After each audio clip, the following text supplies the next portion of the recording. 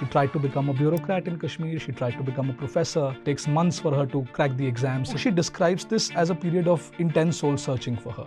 But once she tops, she's on Smita Prakash's podcast, ANI, praising the Modi government.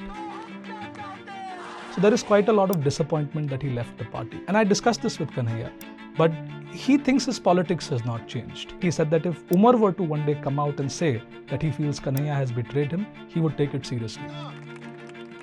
He is more comfortable with his Muslim identity. He owns it, he claims it. We saw some of that during the CAA protests in 2019, and I tried to pass on some questions to him. He said that he wondered out loud, do I even know the world anymore? He consciously chose to kind of withdraw from the limelight. Kunal Kamra relayed this to me. How does Kunal Kamra appear in the picture?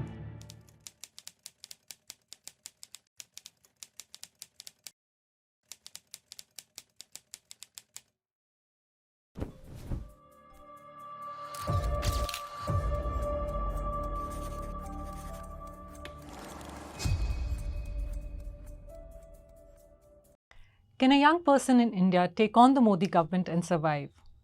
What does survival look like? What does resistance look like?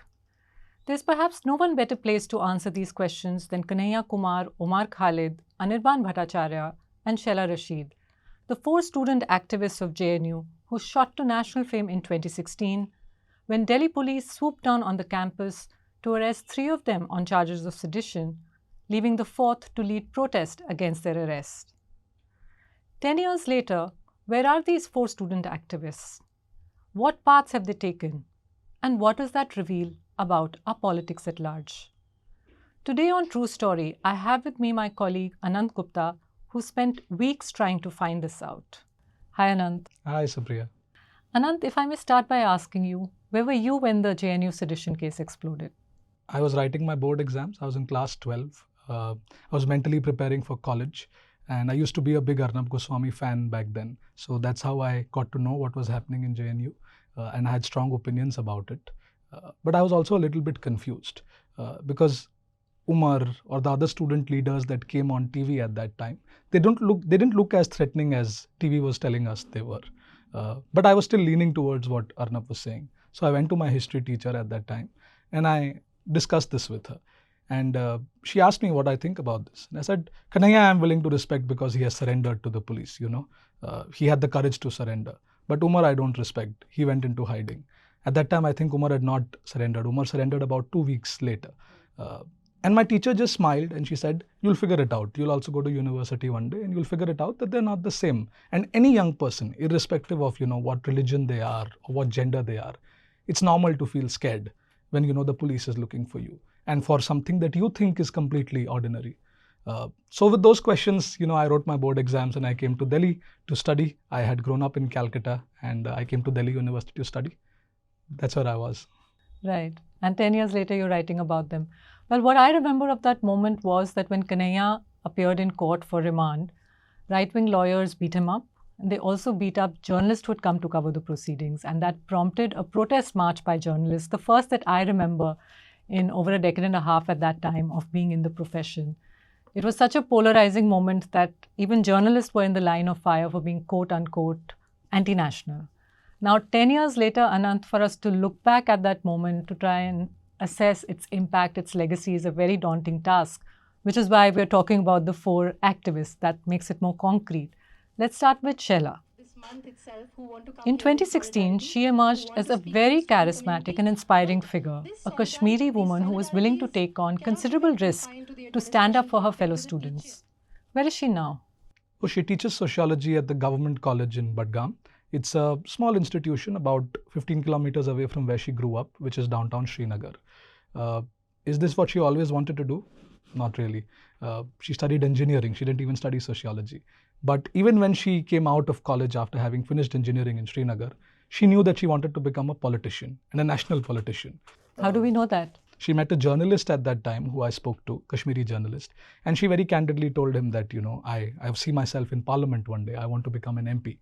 And she didn't like the local politics of Kashmir. Those were very tumultuous years for Kashmir, a lot of unrest, a lot of protests. And she used to think that this politics was very dynastic. In fact, in her book, she constantly describes herself as a non-dynast. It's something that she's proud of, that she's self-made. So yeah, she knew that she wanted to become an MP, and she came to JNU with all those dreams. She wanted to become a politician. She got involved in left-wing activism. And then after JNU, she dropped out of her PhD and she went to Kashmir and she joined this new party, this new thing in Srinagar at that time that her hero, Shah Faisal, had started. Shah Faisal was a UPSC topper when Shehla was still in college. And this party was promising opportunities, employment, mainstreaming the youth in Kashmir.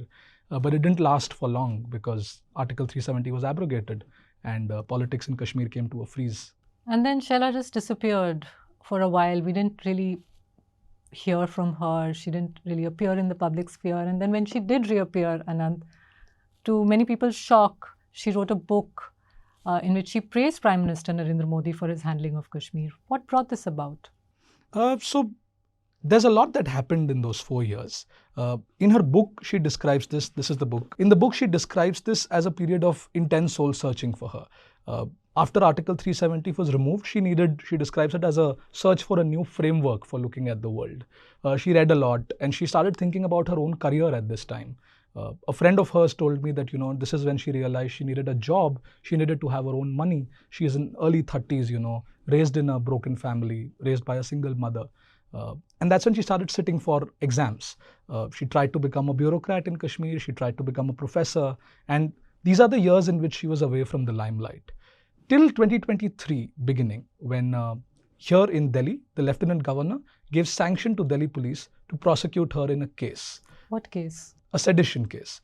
Not the 2016 sedition case, because Shehla had nothing to do with that one. But this is about some tweets that she put out after the abrogation of 370, in which she accused the army of torture. So once the LG gave sanction to prosecute, it meant that Delhi police could go ahead and arrest her if it needed to. Delhi police didn't do that. But what we do know is that a few months later, Shehla withdrew her name from the Article 370 petition in the Supreme Court. She had filed a petition in the Supreme Court? Yeah, she was one of the first people to file a petition challenging the abrogation. She, Shah Faisal, a lot of other civil society voices were the petitioners. Shah Faisal withdrew his name and Shehla followed suit in mid-2023. I spoke to her lawyer who helped her at that time, and the lawyer said that she was disturbed. She wanted to get out of the mess that she was in. I spoke to another person that she discussed this with, and this person also said that Shehla was worried, she was frustrated that she wasn't able to get a job, even though she had the qualifications as a teacher, as an academic. So these are the circumstances in which she withdraws her name from the petition. And about 6 months later, in November 2023, she tops the state exam to become a sociology professor. But once she tops, 2 weeks later, she's on Smita Prakash's podcast, ANI, praising the Modi government. Talking about how Kashmir has transformed under the new regime. And this is when Kashmir has not had politics, self-government for 5 years. Did you manage to speak to Shehla while you were writing about her? I tried. I sent her a message out of courtesy that I was writing about her and I was talking to people about her and I would love to speak to her at some point. She said that she can't talk. She is a government employee and there are service rules that forbid her from talking about politics, particularly to journalists. But I told her that I would read her book. That would help me at least understand her a bit. And once I read her book, I requested her if I could give her a call sometime. She agreed to get on the call. She refused to respond to my specific questions about the case against her, about the Article 370 challenge in the Supreme Court, about getting this job, how's life after that. But she just said, when I asked her what happened to her dreams, does she not want to be an MP anymore? And she just said that democracy cuts everyone down to size. That's a very striking statement, clearly coming from a person whose political aspirations were thwarted.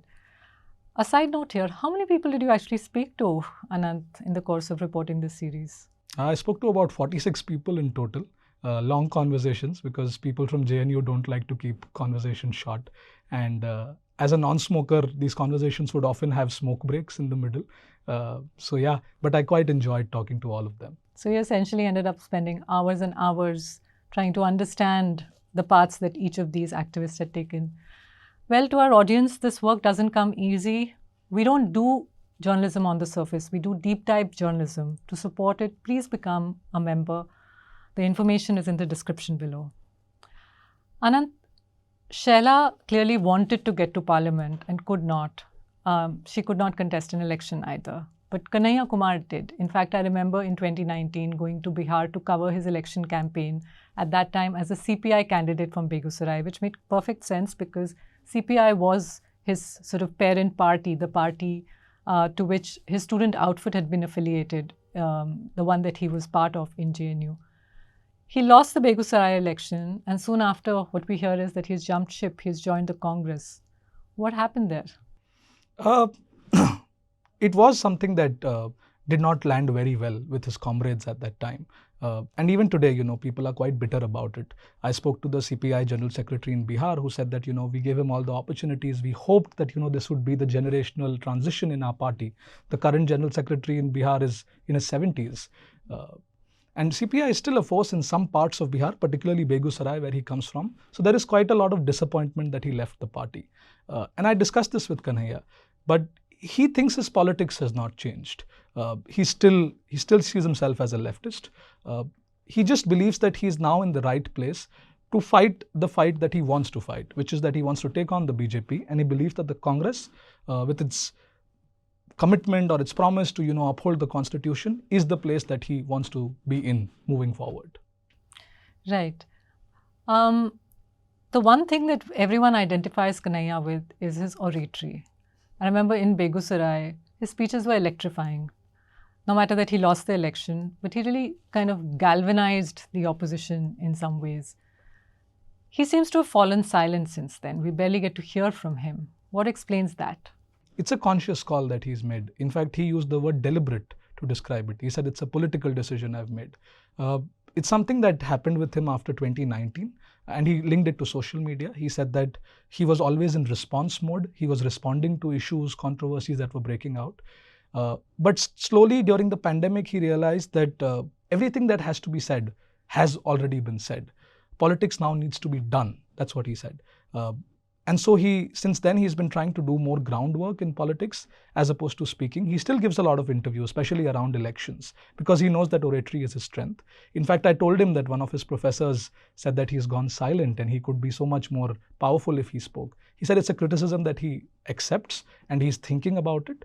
But at the same time, he doesn't see himself as a YouTuber, as a blogger, He thinks his main job is organizing. So he's been taking part in these yatras now. He's been working with the NSUI, which is the students' wing of the Congress party, where he says he's getting a chance to train young early career political activists who are very different from the left activists that he has known all his life. And he's enjoying that. He thinks he can make meaningful contribution there. One of the criticisms leveled against Kanhaiya is that he's gone silent on Umar, his JNU friend, his JNU comrade, especially after Umar was arrested in the Delhi riots conspiracy case. Did you have a chance to ask him about that? Yeah, in fact, I specifically asked him why he did not show up for the press conference that was held by Umar's friends the day after his arrest. And he said that, I was in the CPI at that time, and the CPI General Secretary D. Raja was supposed to go to that event. So I thought it would not be appropriate for me to go. He used the words party protocol for this. And he said in the Congress, there is even more protocol. So it's something that as a politician, he has to be conscious of. But he rejects the allegation that he has betrayed Umar. In fact, he said that if Umar were to one day come out and say that he feels Kanhaiya has betrayed him, he would take it seriously. Otherwise, he says that they were friends. They became friends in protests, in struggles, even though they had ideologically divergent views.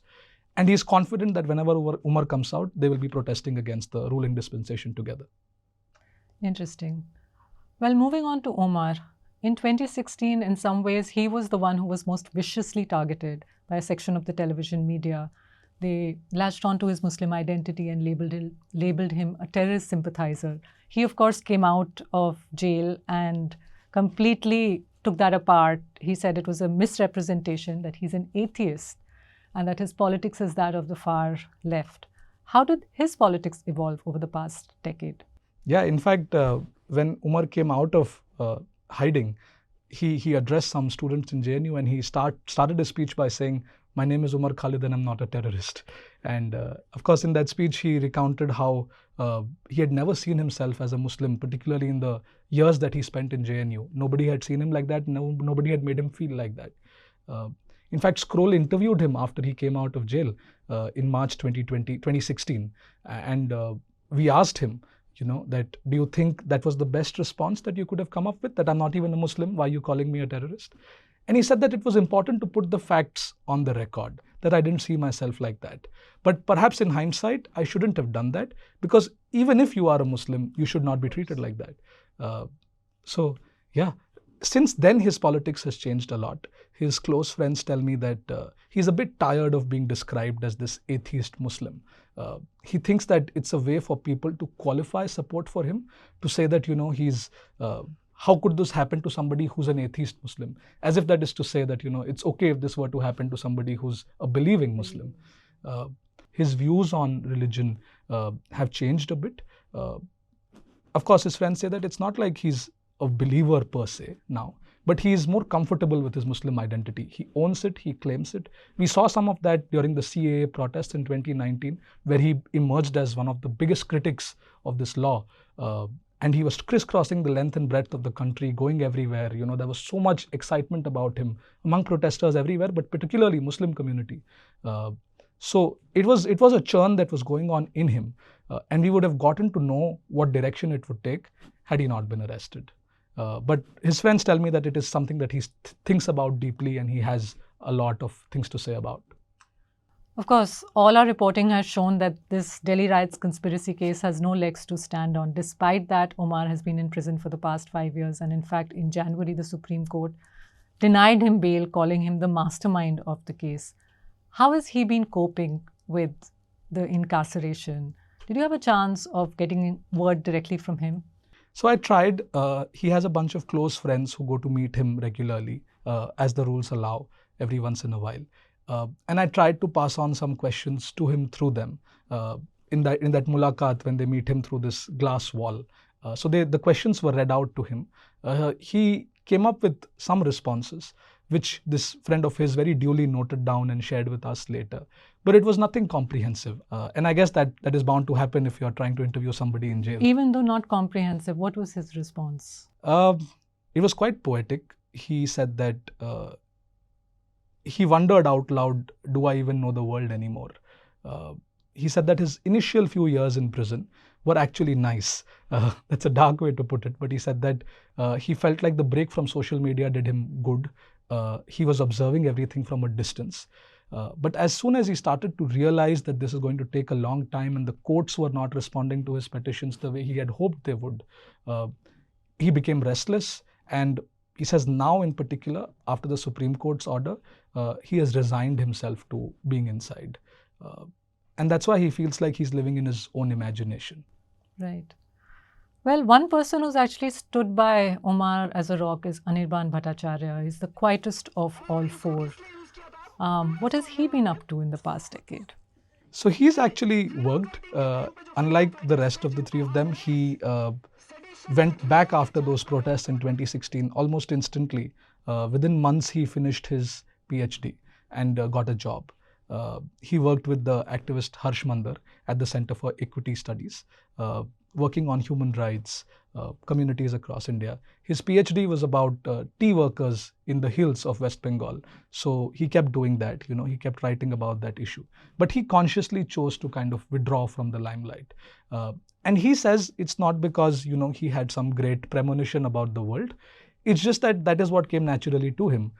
He was never somebody who liked being on the stage. Even in JNU, when he was a left-wing activist, he liked to organize, he liked to paint, he liked to write parchas, There's this funny story that Kanhaiya has said this about Anirban somewhere. Kunal Kamra relayed this to me, that kabhi parcha likhwana hota tha to Anirban ke paas jate the. Kunal Kamra ko kaise pata? How does Kunal Kamra appear in the picture? So Kunal Kamra is the same age as all of them, so he's actually friends with all of them. But Anirban in particular is now a collaborator with Kunal Kamra.